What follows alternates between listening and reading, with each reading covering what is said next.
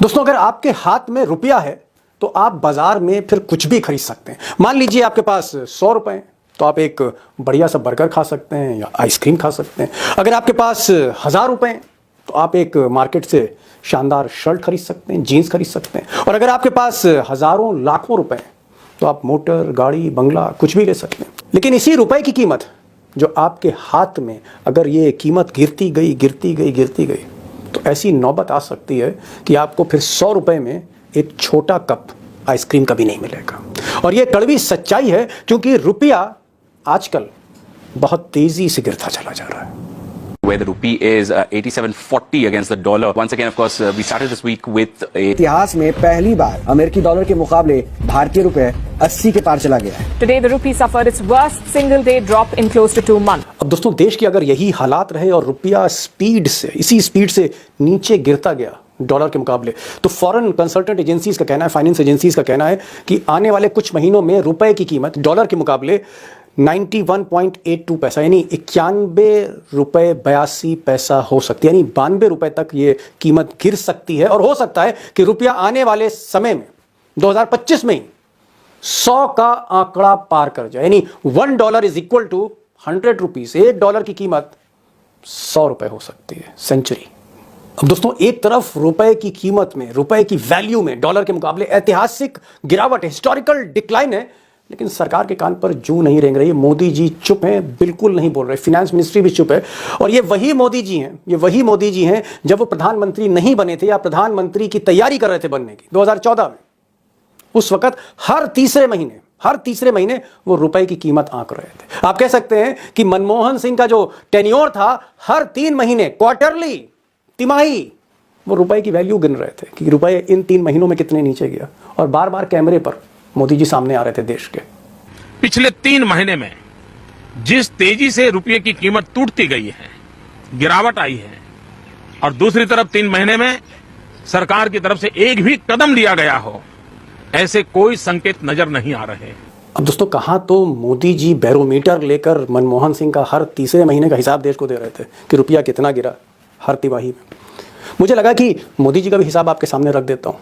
अगर आप पिछले 3-4 महीनों का देखें रुपए की वैल्यू, अगर आप ये ग्राफिक्स देखें तो नवंबर 3, 2024 को $1 के तुलना में रुपए की कीमत थी 84.38 पैसा, 84 रुपये। और यही कीमत दिसंबर 15 आते दिसंबर 15 को 85 रुपये पार कर गई। फिर नया साल आया तो जनवरी 5 में फिर ये 86 रुपए की हो गई। और फरवरी 9 को, बीती फरवरी 9 को 87 रुपए 51 पैसा, ऑलमोस्ट 88 रुपए टच करने लगा। एक न्यू रिकॉर्ड आप कह सकते हैं, या एक न्यू लो। यहां तक रुपए की कीमत की बात है। इसका हिसाब सरकार ने आपके सामने रखा नहीं। अब दोस्तों, बात मैं सिर्फ 3-4 महीने की नहीं कर रहा हूं। अगर आप 1947 से लेकर, यानी नेहरू से लेकर, जवाहरलाल नेहरू से लेकर और नरेंद्र मोदी तक देखें, जितने भी प्रधानमंत्री हैं, अगर उन सबका टेन्योर देखें और रुपए की कीमत देखें तो कहीं ना कहीं घटती गई है, धीरे धीरे घटती गई। लेकिन इसने जो रफ्तार पकड़ी है वो मोदी जी के इस 10 सालों में पकड़ी। और अगर आप मोदी जी का टेन्योर देखते हैं तो 2014 जब उन्होंने शपथ ले ली थी, तब रुपए की कीमत तकरीबन 60 रुपये थी। फिर ये 65 हुई, 70 हुई, 72 हुई, 78 हुई, 80 हुई, 85 हुई। और फरवरी 2025 में ये पॉइंट जो था 87.51 हो गया, 87 रुपये ये पार कर गया। और धीरे धीरे जो ट्रेजेक्टरी है वो मैंने आपसे कहा ना, 90, फिर 95, 100 की तरफ ये बढ़ती हुई जा रही। कुल मिलाकर अगर आप देखेंगे तो रुपए की कीमत इन 10 वर्षों में डॉलर के मुकाबले 26-27 रुपये घट गई, डीवैल्यू हो गई।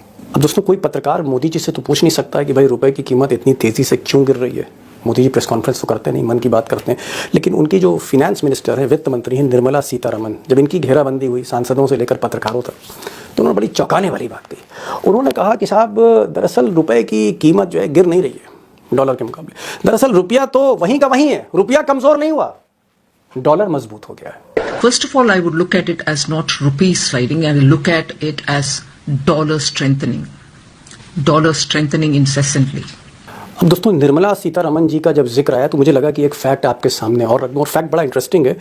दरअसल निर्मला सीतारमण जो देश की 2 बार वित्त मंत्री रह चुकी हैं इस वक्त, वो अर्थशास्त्री नहीं है, वो इकोनॉमिस्ट नहीं है। इकोनॉमिस्ट इनके पति थे, इनके हस्बैंड थे, प्रभाकर साहब, प्रभाकर पराकाला, और जाने माने अर्थशास्त्री हैं। और इत्तेफाक से प्रभाकर साहब से मैंने कई इंटरव्यू किए हैं देश की अर्थव्यवस्था पर, मोदी सरकार पर, और उन्होंने माना है कि सब कुछ गड़बड़ है, बहुत कुछ गड़बड़ है, और खुलकर बोलें। आप चाहें तो मेरे यूट्यूब पर टाइमलाइन पे जाकर प्रभाकर पराकाला के पुराने इंटरव्यू देख सकते हैं, चौंकाने वाले हैं। और यहाँ पर एक चीज़ मैं ज़रूर कहूँगा कि अगर इनको बनाया होता प्रभाकर साहब को, तो अर्थव्यवस्था हो सकता बेहतर होती। बनाना था मिस्टर को, बना दिया मिसेस को। मोदी हैं तो मुमकिन है। अब दोस्तों, रुपए की ये जो गिरती कीमत है, लगातार तेज़ी से जो कीमत गिर रही है डॉलर के मुकाबले, इसका असर देश की अर्थव्यवस्था पर क्या पड़ेगा? इसका असर आपकी जेब पर क्या पड़ेगा? इसका असर आपके और आपके परिवार पर, बजट पर, घर के बजट पर क्या पड़ेगा? इसके तो मैं पूरी व्याख्या करने जा ही रहा हूँ। बहुत चौंकाने वाली चीज़ें आपके सामने रख रहा हूँ एक्सपर्ट की मदद से। लेकिन मुझे लगा कि पहले ज़रा बुनियादी वजह जान लेते कि इसकी जड़ में क्या है। What is the actual reason कि ये जो रुपया है गिरता ही जा रहा है, संभल नहीं पा रहा है। मुझे लगता है कि सबसे पहले आपको ये ग्राफिक देखना पड़ेगा, और ये ग्राफिक देखने से पहले मैं एक चीज़ यहाँ एक्सप्लेन करना चाहता हूँ। मैं सिर्फ 1 मिनट का वक्त चाहता हूँ आपसे, फिर आगे बढ़ेंगे असली स्टोरी पर। दरअसल जब भी हमारा देश कोई सामान बाहर से इंपोर्ट करता है, जब भी हम विदेशी गुड्स मंगाते हैं, इंपोर्ट करते हैं, चाहे वो चाइना हो, आजकल चाइना से बहुत सामान आ रहा है, या फिर जापान हो, या फिर रशिया हो, या फिर यूएस हो, या फिर सऊदी अरब हो, या फिर यूनाइटेड अरब एमिरेट्स हो, जो भी सामान हम बाहर से मंगाते हैं, हम रुपए में पेमेंट नहीं करते, हमारा पेमेंट डॉलर्स में जाता है उनको। यानी चाइना से जो हमने मंगाया सामान, हम पेमेंट डॉलर में करेंगे। यानी जितना सामान हम मंगाएंगे, सारा का सारा पेमेंट डॉलर में होगा। यानी हर इंपोर्ट के लिए हमारे डॉलर जा रहे हैं। और दुर्भाग्य देखिए कि जब से मोदी जी आए हैं, हमारे इंपोर्ट बढ़ते जा रहे हैं, बढ़ते जा रहे हैं, बढ़ते जा रहे हैं। तो एक तरफ रुपए की कीमत गिर रही है, गिर रही है, गिर रही है, और दूसरी तरफ हमारे इंपोर्ट बढ़ते जा रहे हैं, बढ़ते जा रहे हैं, बढ़ते जा रहे हैं। और आपको एक बार आप ये जो फिगर्स देखेंगे, आपको अंदाजा हो जाएगा कि देश कहां पर खड़ा है। अब मोदी जी ने जब कार्यभार संभाला था 2014 में, तब भारत ने तकरीबन 27 लाख करोड़ रुपए के गुड्स इंपोर्ट किए थे। इसमें इलेक्ट्रॉनिक्स है, इसमें फ़ोन है, इसमें फर्नीचर है, इसमें फार्मा है, इसमें हर तरह की रोज़मर्रा की चीज़ें हैं, और इसमें मेटल मिनरल्स भी हैं। 27 लाख करोड़ का हमने सामान बाहर से इंपोर्ट किया, पेमेंट जैसे मैंने पहले का डॉलर में किया। 2020 आते आते ये जो 27 लाख है, ये तकरीबन 35-36 लाख करोड़ हो गया। हम 36 लाख करोड़ रुपए का हर साल सामान इंपोर्ट करने लगे। यानी हम बनाते कम थे, इंपोर्ट ज़्यादा करते थे, कारखाने हमारे कम हो रहे थे। और 2023-24 आते आते, ये सरकार का ही फिगर है, भारत का इंपोर्ट जो है वो बढ़कर 71 लाख करोड़। मैं एक गिनती नहीं लिख सकता और न्यूमेरिकल्स में पढ़ नहीं सकता, इसलिए मैं कह रहा हूं 71 लाख करोड़ रुपए के हमने इंपोर्ट किए हैं। यानी हमारे बजट से ज्यादा, हमारा जो सालाना देश का बजट है, उससे कहीं ज्यादा हमारे इंपोर्ट हैं। और इस इंपोर्ट के लिए हम खरबों रुपए चाइना को दे रहे हैं, जापान को दे रहे हैं, रशिया को दे रहे हैं, यूएस अमेरिका को दे रहे हैं, सऊदी अरब जहां से हम क्रूड ऑयल मंगाते हैं, या यूनाइटेड अरब एमिरेट्स, उनको हम दे रहे हैं। तो खरबों डॉलर हमारे जा रहे हैं, और रुपए की कीमत तेजी से फिसलती जा रही है। अब दोस्तों, जो बड़ा सवाल है, बिग क्वेश्चन है, वो ये है कि क्या साल के आखिर तक 2025 में ही $1 की कीमत 100 रुपये हो जाएगी? रुपए की कीमत इतनी घट जाएगी? और अगर घटेगी, ऐसा होगा, तो फिर आपकी जेब पर, आपके घर के बजट का फिर क्या होने वाला? क्या बैंड बजने जा रहा है आपके बजट का? और ये जो सच्चाइयां हैं, कड़वी सच्चाइयां हैं, ये राजनीतिक खबर नहीं है, ये ऐसी खबर है जो सीधे जेब पर चोट करने जा रही है। और मुझे लगता है कि इसकी तह में जाना आपके लिए ज़रूरी है, परिवार के लिए ज़रूरी है। और आज मैंने एक ऐसे शख्स को बुलाया है, प्रोफेसर अखिल स्वामी, जो देश के बजट, इंपोर्ट, एक्सपोर्ट, इन सबको समझते हैं। तकरीबन 35 साल से इसी दिशा में काम कर रहे हैं वो।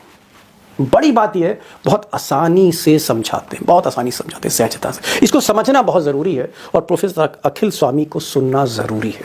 बात बजट की है, आपके घर की बजट की है। मेरा सवाल यह है, बहुत सिंपल सा है, कि जिस तरह से रुपया की कीमत हम देख रहे हैं डॉलर के टर्म्स में गिरती जा रही है।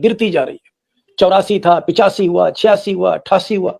तो अब थोड़ा दिल की धड़कनें बढ़ रही हैं, मेरी भी बढ़ रही हैं, आपकी भी बढ़ रही हैं।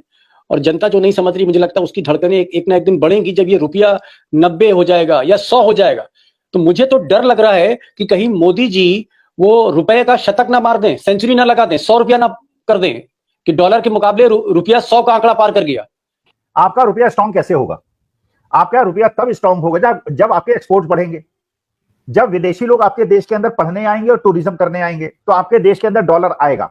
जब आप इंपोर्ट ड्यूटी लगाएंगे, कस्टम ड्यूटी लगाएंगे, क्योंकि वो ड्यूटी लगाएंगे, वो आपको डॉलर देंगे, जो डॉलर इनफ्लो होगा, तो आपका रुपया मजबूत होगा। आपका रुपया कमजोर कब होगा? आपका रुपया तब कमजोर होगा जब आपके इंपोर्ट बढ़ जाएंगे और आप डॉलर ज्यादा पे करेंगे। जब आपके देश के लोग दूसरे देशों में पढ़ने जाएंगे और डॉलर खर्च करेंगे, तो डॉलर का आउटफ्लो होगा। तो देखिए, रुपए का कमजोर होना या मजबूत होना इस बात पर डिपेंडेंट है देश के अंदर डॉलर कितना आ रहा है और कितना डॉलर जा रहा है। अब आपने जैसे शेयर मार्केट की बात छेड़ी थी, अगर फॉरेन इंस्टीट्यूशनल इन्वेस्टर्स लगातार पिछले 8 महीने से लाखों करोड़ों का डॉलर्स में शेयर बेच चुके हैं, तो डॉलर निकल रहा है ना देश से। अगर डॉलर निकल रहा है और इंपोर्ट आपके बढ़ रहे हैं और आपके बच्चे दूसरे देश में पढ़ने जा रहे हैं, तो आपका रुपया कमजोर होगा। आप इसको रोक ही नहीं सकते, तब तक नहीं रोक सकते। देखिए, उसका एक ही तरीका था जो मोदी जी ने शुरुआत की थी, ठीक की थी, मेक इन इंडिया। अगर देश के अंदर प्रोडक्शन बढ़ जाए, अगर हर कारखाने जैसे चाइना ने मैन्युफैक्चरिंग हब बना दिया, अब इतना ज्यादा मैन्युफैक्चरिंग बना दिया, जब एक्सपोर्ट होगा। अच्छा, एक और इकोनॉमिक्स का एक सिद्धांत है जिसको इकोनॉमिक्स ऑफ स्केल कहते हैं। इकोनॉमिक्स ऑफ स्केल का मतलब ये हुआ कि अगर आप 1000 टन पर डे की यूनिट लगाएंगे तो उसमें कॉस्ट ऑफ प्रोडक्शन कम आएगा। 100 टन पर डे की यूनिट लगाएंगे उसमें कॉस्ट ऑफ प्रोडक्शन ज्यादा आएगा। तो चाइना के यहाँ ह्यूज कॉम्प्लेक्सेस हैं, इंडस्ट्रियल कॉम्प्लेक्सेस, उसकी क्योंकि प्रोडक्शन कॉस्ट कम है इसलिए कम दाम पे विदेश में एक्सपोर्ट कर देता है। तो ये अमेरिका हिंदुस्तान के लिए भी आवश्यक है कि चाइना से इंपोर्ट करे, कम दाम, आधे दाम पे चीज मिल रही है। तो आपको बनाना क्या था? Manufacturing hub. अगर आप अपने यहाँ इंडस्ट्री लगाते और आपके यहाँ प्रोडक्शन बहुत ज्यादा हो जाता, तो प्रोडक्शन होता तो एक्सपोर्ट होता। अब आप खुद ही शॉर्टेज में हर चीज में बैठे हुए, तो हर चीज इंपोर्ट कर रहे हैं। जब इंपोर्ट कर रहे हैं तो रुपया वीक हो रहा है। तो रुपए को स्ट्रॉन्ग करने के लिए, अच्छा, आपके लोग यूक्रेन पढ़ने जा रहे हैं, बांग्लादेश पढ़ने जा रहे हैं, अमेरिका पढ़ने जा रहे हैं, कनाडा पढ़ने जा रहे हैं। आप हिंदुस्तान की यूनिवर्सिटी से पता चला लीजिए विदेश के कितने लोग भारत के अंदर पढ़ने आ रहे हैं। तो अगर आपने इसको एक मेडिकल टूरिज्म का हब बना दिया होता या एजुकेशनल इंस्टीट्यूशन ऐसे बना दिए होते वर्ल्ड क्लास कि विदेशी लोग हिंदुस्तान में पढ़ने आते, तो डॉलर लेके आते, रुपया स्ट्रॉन्ग हो जाता। लेकिन आपके यहाँ जो टॉप 100 यूनिवर्सिटीज पूरे विश्व के अंदर है, उसमें आपकी तो यूनिवर्सिटी कोई है नहीं। अच्छा, इसके रिपरकशन जो आपने पूछा, आम आदमी पे क्या अंतर पड़ता है? देखिए, आम आदमी तो तब खुश होगा जब देश खुश होगा। अगर देश परेशान होगा तो आदमी, कोई भी आदमी खुश कैसे हो सकता है?